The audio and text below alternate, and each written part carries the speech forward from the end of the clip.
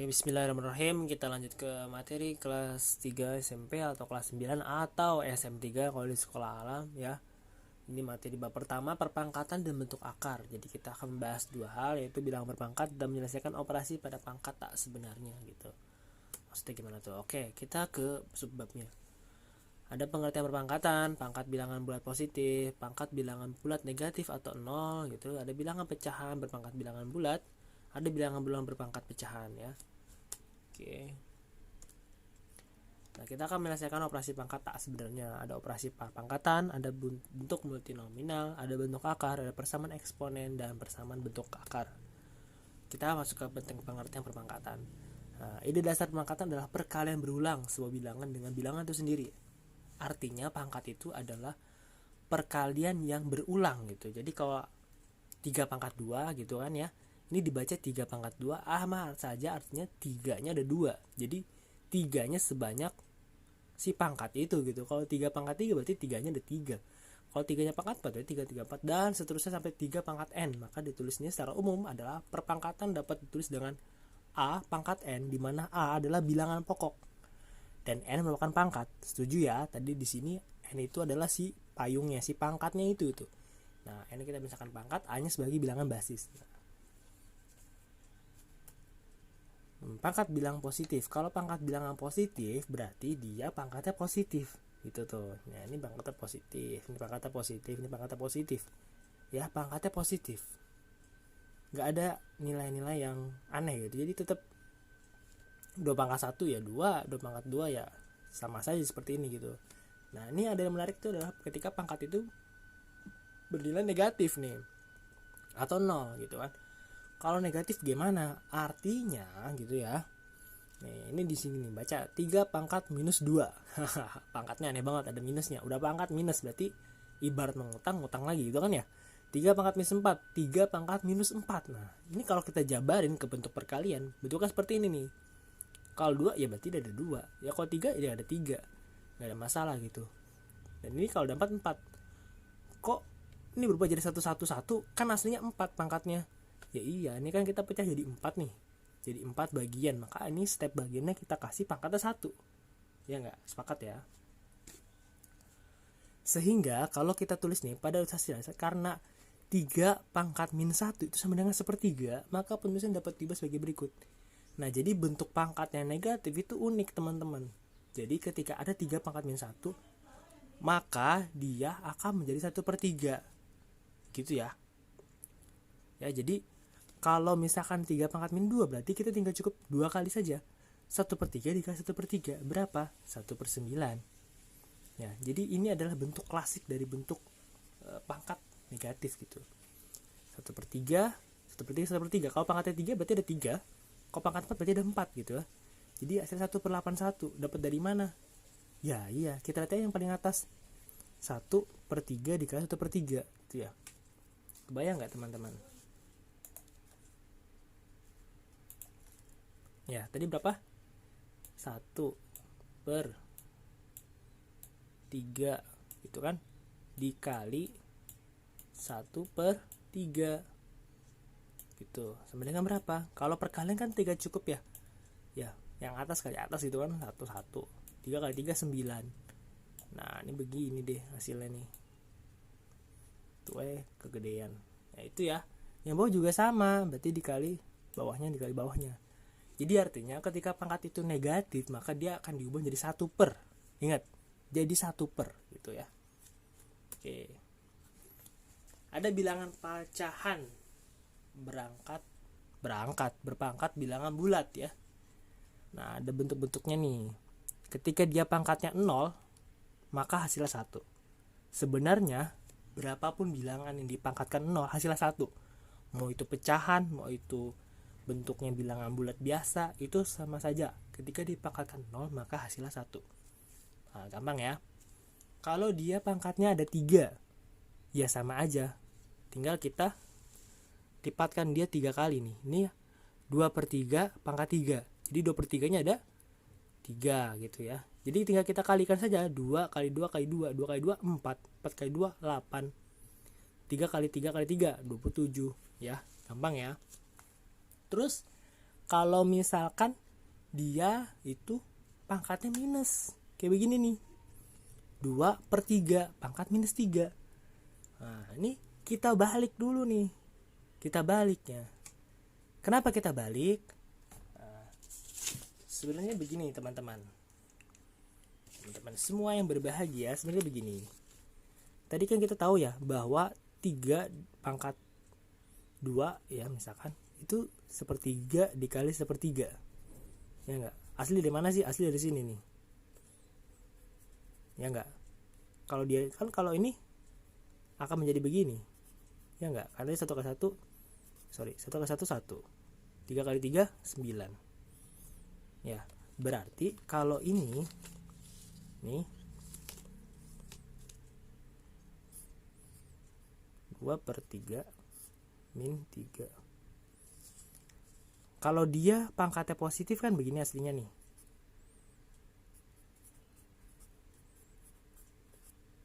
Ya enggak?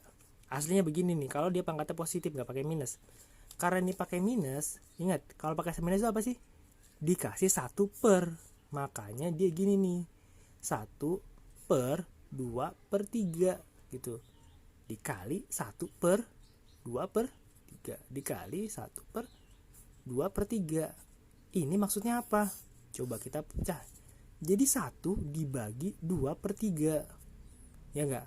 Kalau pembagian dalam bentuk pecahan berarti 1 dikali 3/2, ya enggak? Dibalik, yang apa, penyebut jadi pembilang, pembilang jadi penyebut.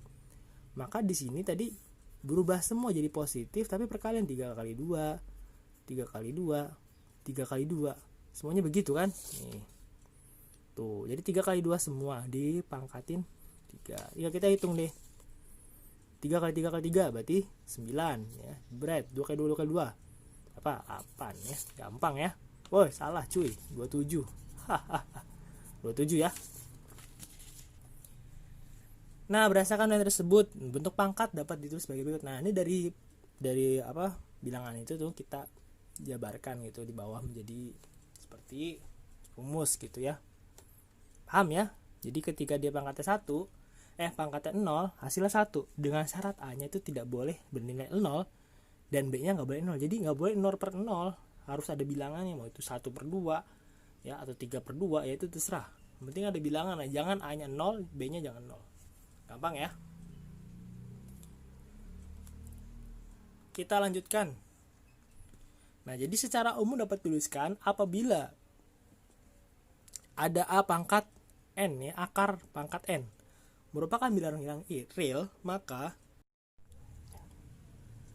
kita sudah melanjutkan tadi ya bahwa ada berbagai macam bentuk atau sifat dari bilangan bulat pecahan ya, tentunya berpangkat gitu. Nah, ini tadi sudah kita bahas bahwa ini adalah secara tulisan angkanya atau contohnya, yang ini adalah sifat-sifatnya secara umum gitu.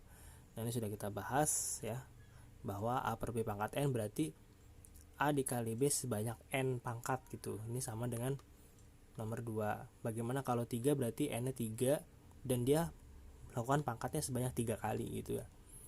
Dengan syarat A-nya tidak boleh sama dengan 0 dan B-nya juga tidak boleh sama dengan 0.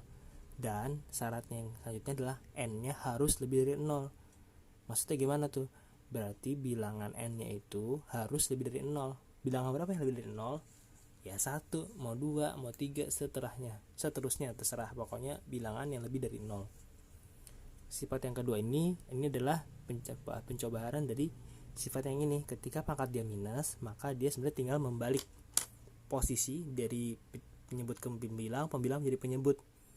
Apa masalah? Jangan lupa bahwa tadi sudah kita jabarkan bahwa dia ada 1/, sehingga dia bentuknya akan jadi terbalik karena dia pembagian 1/, itu ya. Sama dengan syaratnya, dan ini juga sama, ketika pangkatan 0 maka hasilnya 1. Nah, secara umum dapat dituliskan gini, apabila ada akar A gitu kan dengan radikan N, ini namanya radikan nih, pangkat yang ada di akar itu namanya radikan, merupakan bilangan real ya, maka A pangkat M per N gitu kan sama dengan akar dari A pangkat M radikan N. Jadi kalau ada bentuk pecahan itu, bentuk pangkat pecahan, ini kan bentuk pecahan nih pasti m per n. Nah itu sebenarnya sama aja kita jabarkan bisa menjadi ini, m-nya jadi pangkat si a, n-nya jadi si radikan dari akar itu gitu. Atau sama saja kita tulis seperti ini gitu. Jadi di mana m dan n bilangan bulat serta n lebih dari 0. Artinya nggak boleh ada pangkat yang bernilai dengan negatif, semua harus bilangan bulat positif gitu ya. Yang kedua sama ketika a pangkat n akar dari radikan n, ini sama dengan n per n. Kalau dia bilangannya sama, maka kita cukup kan, kalau bilangan sama berarti kan hasilnya 1 tuh. Nah makanya a per 1 atau enggak a. Contoh misalkan kita bikin begini, kita lihat yang ini dulu, yang ini ya, kita samakan supaya paham. Kan a pangkat m per n gitu, katanya ini bisa sama aja dengan a pangkat m kali n gitu. Kita kasih contoh aja begini, berarti misalkan 4 2 per 3 gitu ya, ini berarti sama aja dengan 4 gitu kan, 3 2 per 3. Nah itu maksudnya, jadi kita sesuai dengan template-nya. Yang nomor 2 juga sama, ketika dia pangkatnya n per n gitu ya kan, sama aja misalkan 4 bagi 4 per 4 misalkan, ya 4 bagi 4 kan 1. Nah a pangkat 1 sama dengan a gitu, makanya di sini jadi a. Si gampang ya. Nah ini adalah sifat-sifat dari operasi perpangkatan.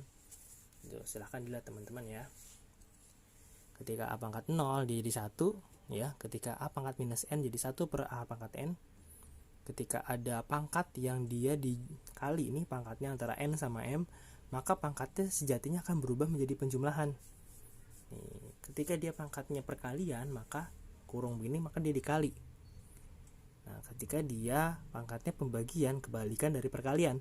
Kalau perkalian dia dijumlah, kalau pembagian dia dikurang pangkatnya. Ya, sama dengan n lebih dari 0. Ketika dia a n per m, nah berarti ini jadi 1 per a pangkat m per n.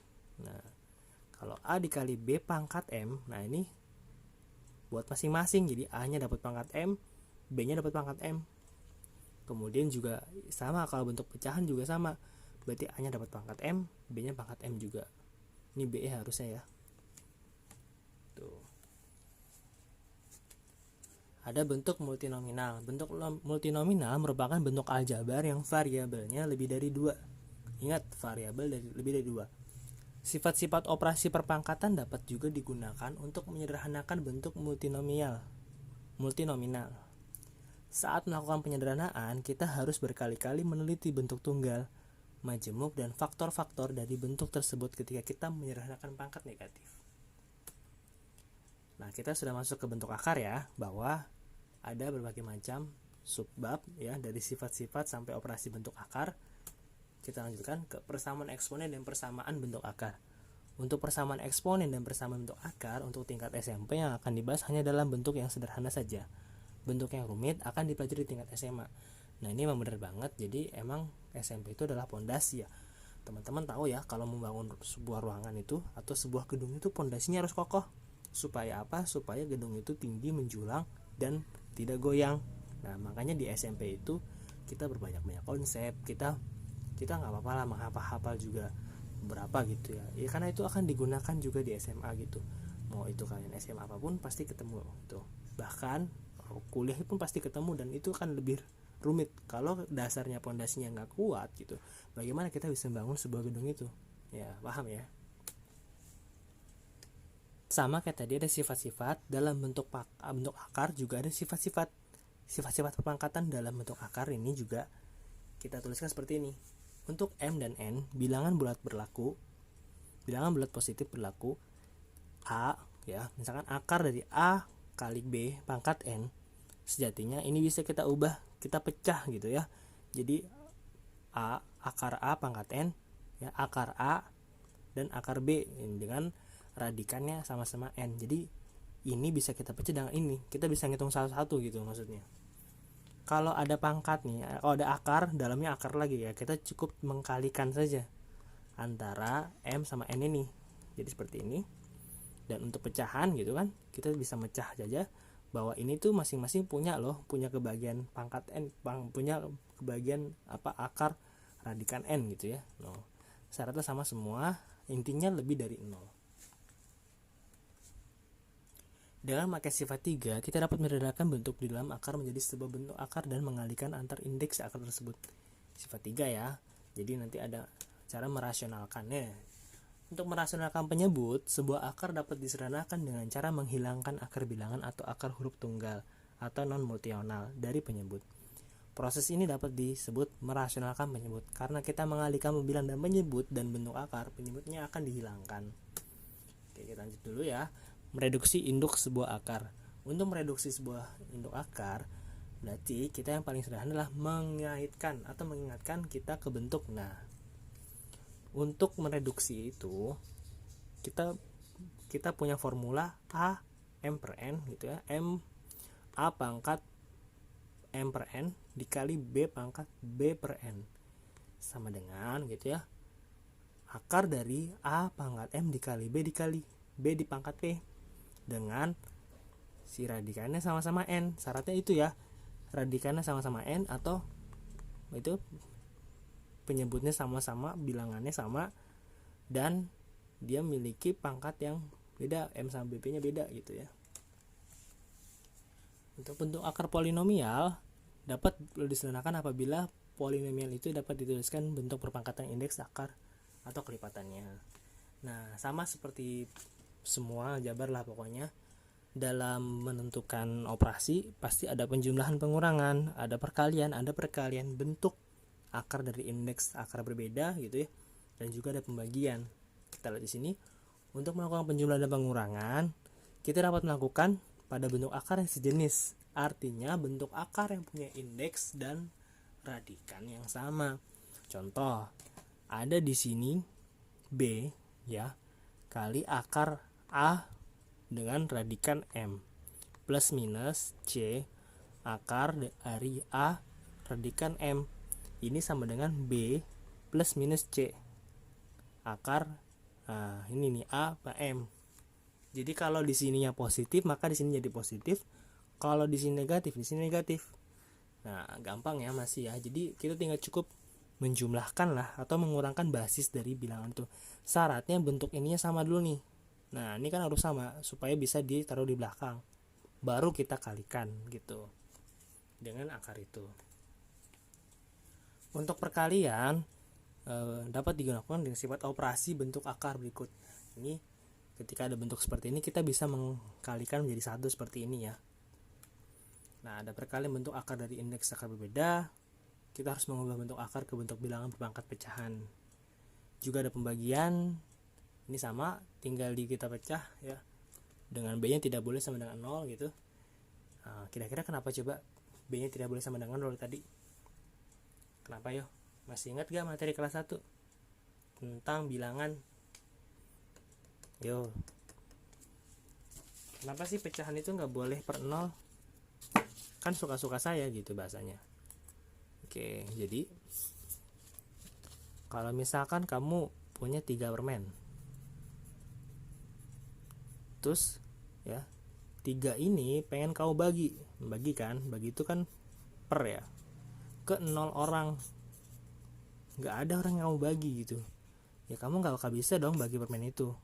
Nah, jawabannya tak hingga, kecuali kalau kamu awalnya nggak punya permen, 0 permen gitu, terus kamu pengen bagi ke 3 orang gitu, kamu pengen bagi ke 3 orang, bisa nggak?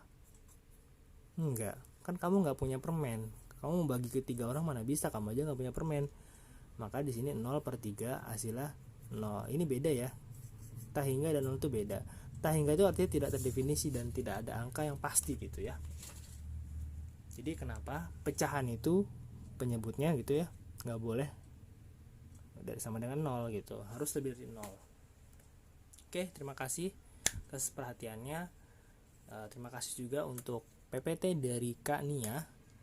Kita doakan semoga Kak Nia sukses, berkah ilmunya, dan sampai jumpa di video berikutnya. Kurang lebih mohon maaf. Assalamualaikum warahmatullahi wabarakatuh.